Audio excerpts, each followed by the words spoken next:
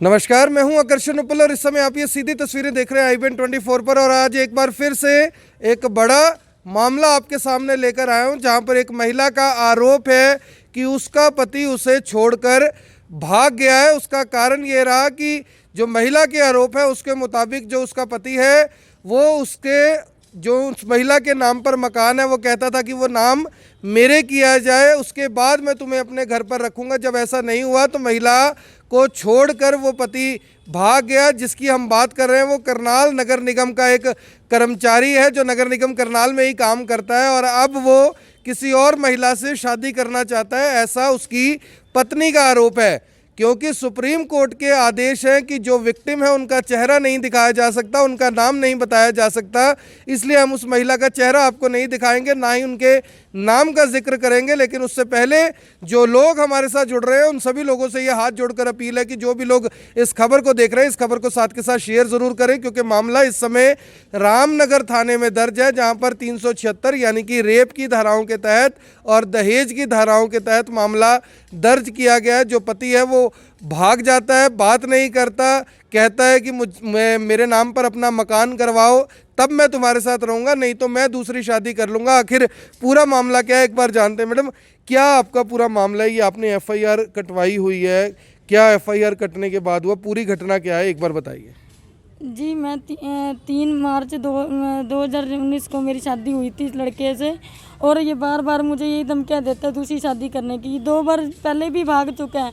महिला थाने में से मैंने एक बार राजीनामा कर चुकी हूँ, 1-2 बार राजीनामा कर चुकी हूँ। उसके बाद ही मुझे अपनी पत्नी मानकर घर ले आता है और उसके बाद ये फिर भाग जाता है। इसे ना ही कानून का कोई डर है, ना ही इसे कोई समाज का डर है, किसी चीज़ का डर नहीं है। और इसके माँ बाप इसकी दूसरी शादी करना चाहते हैं। जी मैं इस वक्त प्रेग्नेंट हूँ। जी मैं कहाँ पर जाऊँ? एक औरत के ऊपर इतना बड़ा कलंक लगा के ये आदमी जा चुका है। इसे अरेस्ट करने के लिए बोलते हैं, रामनगर से कोई कार्रवाई नहीं होती, कार्रवाई होती है तो कहते हैं ले दे के फैसला कर लो। जी मुझे कोई ले दे के फैसला नहीं करना है, मुझे सिर्फ न्याय चाहिए, मुझे ये लड़का अरेस्ट करवाना है। प्रेग्नेंट हो आप कितने? जी मैं 3 महीने से प्रेग्नेंट हूँ। अब ये मेरे को साफ मना करता है, जी मैं रहना नहीं चाहता। मैं यहाँ के DSP राजीव से मिली, उसके सामने भी मैंने इनकी रिक्वेस्ट करी कि सर इनको गिरफ्तार करा जाए। उन्होंने मौके पर 2 बंदे तो निकाल ही दिए और इसको भी कोई गिरफ्तार नहीं किया। उस लड़के ने साफ वहाँ पर भी मना करा कि मैं जी इसको रखना नहीं चाहता। जब भी जी मेरी कोई कार्रवाई नहीं हुई। और एक मैडम है जसविंदर तुली, मैंने उससे बाद में पूछा कि इसको कब तक अरेस्ट करोगे? कहते हैं जी 3 महीने लग सकते हैं। जी एक गरीब का कोई साथ नहीं दे रहा, कोई कुछ नहीं कर रहा हमारे लिए। किन किन धाराओं में मामला दर्ज कराया आपने? जी 376, 376, 323, 34 और 498A। जी अब ये कह रहे हैं कि ये सारी दराएं झूठी हैं, ये इस पे कोई कार्रवाई नहीं करी जाएगी। अब मेरे को इंसाफ चाहिए जी। तो आप देख सकते हैं कि महिला का कहना है कि जो उसका पति है वो उसे छोड़कर भाग गया और इस समय 3 महीने की ये गर्भवती भी है। ये भी इन्होंने अभी अभी बताया कि 3 महीने की गर्भवती भी है। और जो लड़का है जिसके ऊपर आरोप है, एक बार ये चेहरा एक बार देख लीजिए। नगर निगम करनाल में ये नौकरी करता है। जी हाँ, नगर निगम करनाल में ये नौकरी करता है। इलेक्ट्रीशियन बताया जा रहा है कि इलेक्ट्रीशियन के पद पर ये नौकरी करता है। क्या नाम है इसका, कहाँ काम करता है और आपने इससे बातचीत की, क्या कुछ कहता है? कोई व्हाट्सएप पे, कोई फ़ोन पे कोई बातचीत हुई? व्हाट्सएप कॉलिंग पर मुझे धमकियाँ देता है कि मुझे ये बच्चा गिरा दे, मैंने तो तुझे आज भी नहीं रखना और कल भी नहीं रखना, तो अपना ये बच्चा गिरा दे। और अपना इसका नाम मुकेश है जी। कहाँ काम करता है ये? काम ये नगर निगम में करता है जी, और रामनगर में रहता है, 39/4 इसका हाउस नंबर है।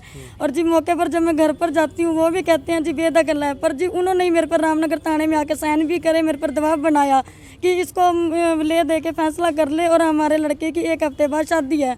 जी उन्होंने सब कुछ करा, फिर भी रामनगर थाने वालों ने मेरी एक नहीं सुनी और आगे भी कोई कार्रवाई नहीं कर रहे हैं। वो मैं रोज़ फ़ोन करती हूँ, ना ही मेरा कोई फ़ोन पिक करता है, ना ही मुझे कोई जवाब मिलता है। कोई व्हाट्सएप पे बातचीत? और जी व्हाट्सएप पे मुझे बस धमकियाँ देता है भी अपना बच्चा गिरा दे, मैं तुझे आज भी नहीं रखता और कल भी नहीं रखता, और मुझे मारने की धमकियाँ दी जाती हैं जी। शादी आपकी लव मैरिज हुई थी? जी लव मैरिज हुई थी। तो कैसे संपर्क में कैसे आया ये? जी मेरी सगी चाची का भतीजा है ये, और वहाँ मेरे चाचा एक्सपायर हो गए थे, मेरे को उसी दिन वहाँ पर मिला था। जब इसने मेरे को बुला फुसलाकर शादी करी भी, चल कोई बात नहीं, मैं तेरा एक सहारा बनूंगा, बताओ कोई बात नहीं, मैं आपका एक सहारा बनूंगा कि मैं तेरे साथ एक जिंदगी काट लूँगा। मुझे नहीं बुला फुसला के इसने शादी कर ली और बाद में ये मुझे 1-2 बार छोड़ के भाग चुका है।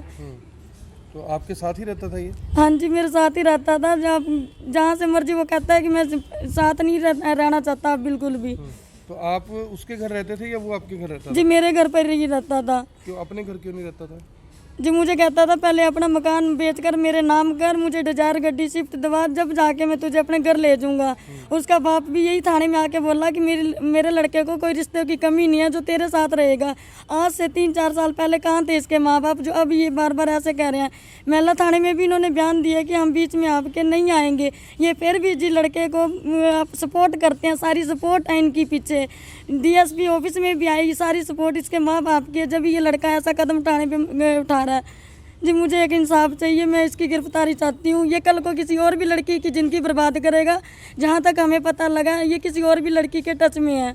जी मैं नहीं चाहती कि किसी और भी लड़की के साथ अन्याय हो, तो मुझे भी इंसाफ मिलना चाहिए। क्या नाम है इसका? जी मुकेश। और कहाँ काम करता है?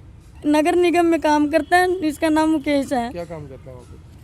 ये स्ट्रीट लाइट वगैरह की हेल्परी में लगा हुआ है। स्ट्रीट लाइट की हेल्परी में लगा है। मुकेश इसका नाम बताया जा रहा है। नगर निगम करनाल की ये बात है और ये एफआईआर ज़रूर खटी हुई है रेप की धाराओं में और दहेज की धाराओं में। हालांकि महिला ने सीधे तौर पर कहा है कि जो मेरे साथ शादी कर कर जब रह रहा था, जब मैं इसकी पत्नी बनकर रह रही थी, तब तक ऐसा कुछ नहीं था, लेकिन बाद में मकान मेरे नाम पर करने का कहने लगा कि मेरे नाम पर मकान किया जाए, इसका दबाव बनाने लगा।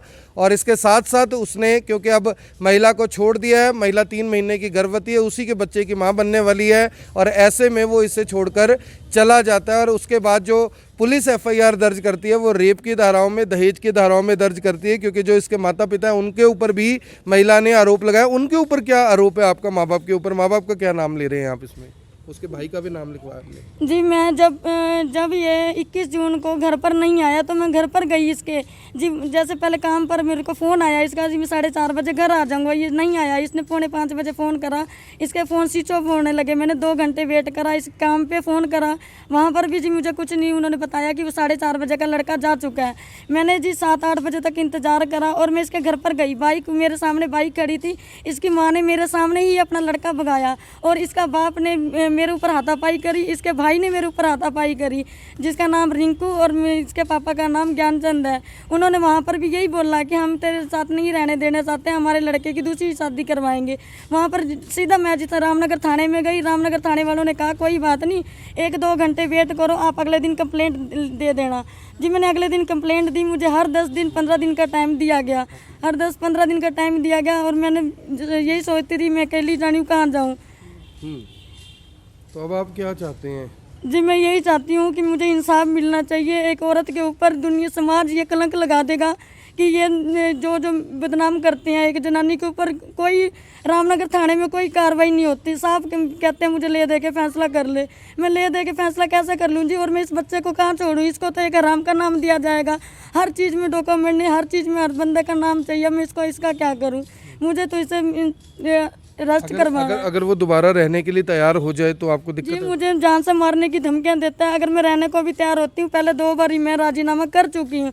जब बंदा वो 2 बार ही नहीं सुधरा, तीसरी चौथी बारी अब क्या सुधर जाएगा? तो मुझे आप बताइए मैं क्या जाति से है?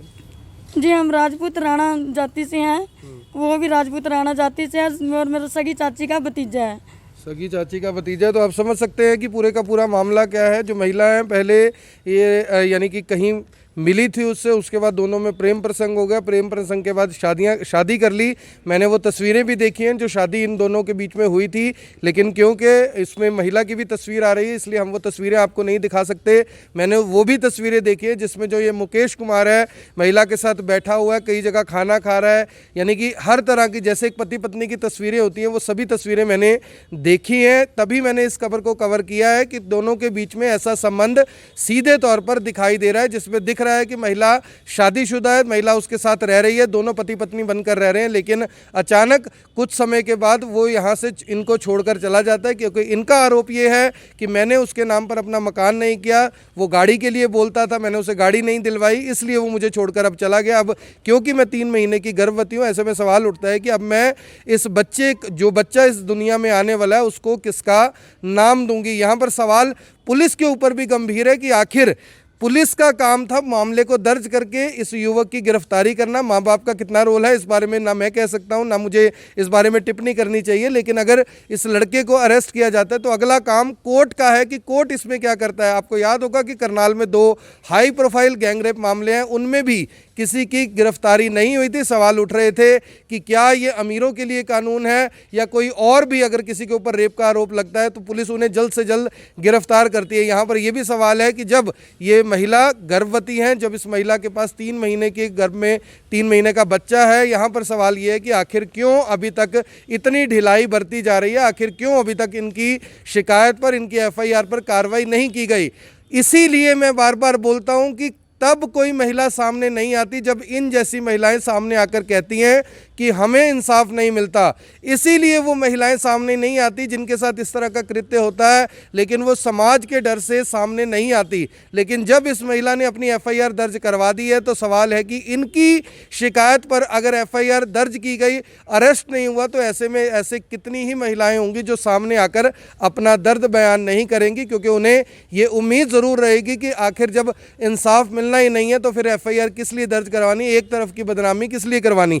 अब जो आपने एफआईआर दर्ज करवा दिया, अरेस्ट तो नहीं हो रहा, इसके बाद अब अगर सुनवाई नहीं होती, कार्रवाई नहीं आती, फिर क्या करेंगे? सर मेरे पास अगर सुनवाई नहीं होती, मेरे पास सुसाइड करने के अलावा कुछ नहीं है। मेरे को दुनिया एक मेरा गली मोहल्ला ही बदनाम कर देगा। रोज डेली पूछते हैं कि वो कहाँ है, कहाँ। मैं हर रोज़ छुपाती हूँ, मैं कितने दिन ये बातों को छुपा लूँगी जी। मैं तो सुसाइड करने के अलावा और मेरे पास कोई चारा ही नहीं है, मैं तो सुसाइड कर सकती हूँ। तो आप समझ सकते हैं कि महिला कितनी परेशान है, दिक्कत में है। ये यहाँ तक कह रही हैं कि अगर मेरी सुनवाई नहीं होती है तो मुझे मजबूरन सुसाइड करना पड़ेगा। हालांकि मैं इन्हें आप सभी की तरफ से, अपनी तरफ से भी कहूँगा कि इस तरह से हारने की ज़रूरत नहीं है। आप इस लड़ाई को लड़िए, जहाँ तक हो सकेगा हम भी कोशिश करेंगे आपका साथ देने की, लेकिन इस लड़ाई को लड़ना ही आपको होगा। अगर इस तरीके से आप सुसाइड जैसी बातें करेंगे तो कहीं ना कहीं उन महिलाओं के ऊपर भी असर इस बात का ज़रूर पड़ेगा जो कुछ ना कुछ सोचकर कभी ये ज़रूर सोचते हैं कि ठीक है मैं भी अपनी शिकायत को सामने लेकर आती हूँ, लेकिन अगर सुनवाई नहीं होती तो जाहिर तौर पर लोगों को इस तरह से सोचने पर विवश होना पड़ता है। आप सभी लोगों से अपील है कि जो भी लोग इस खबर को देख रहे हैं, इस खबर को साथ के साथ शेयर भी करें, और जो महिला साथ मेरे खड़ी हैं इनको न्याय दिलवाने के लिए आपकी जो भूमिका है वो बहुत अहम हो जाती है। और जो मुकेश कुमार जिसकी तस्वीर इन्होंने दिखाई, मैं एक बार चाहूँगा कि एक बार वो तस्वीर दोबारा दिखा दें ताकि आप देख लें कि नगर निगम करनाल के एक कर्मचारी हैं मुकेश कुमार, जिनके ऊपर ये आरोप है कि उन्होंने इस महिला के साथ पति की तरह रहा, पति बनकर रहा, लेकिन बावजूद इसके किसी तरह का अब वो इनको रिस्पांस नहीं दे रहा है। इसी जो मुकेश कुमार है, इसी के बच्चे की ये बता रही हैं कि मैं मां बनने वाली हूं, लेकिन इसके बावजूद पुलिस कोई कार्रवाई नहीं कर रही। आखिर सवाल ये है कि आखिर इस तरह से महिलाओं की शिकायतों पर कार्रवाई नहीं होगी तो कौन महिलाएं अपनी शिकायत, अपना दुख दर्द लेकर आपके सामने आएंगे। आप सभी लोगों से अपील, जो भी लोग इस खबर को देख रहे हैं, इस खबर को साथ के साथ शेयर जरूर करें। ये सीधी तस्वीरें करनाल से आप देख रहे हैं, इस खबर को देखने वाले इस खबर को शेयर जरूर कर दें। धन्यवाद।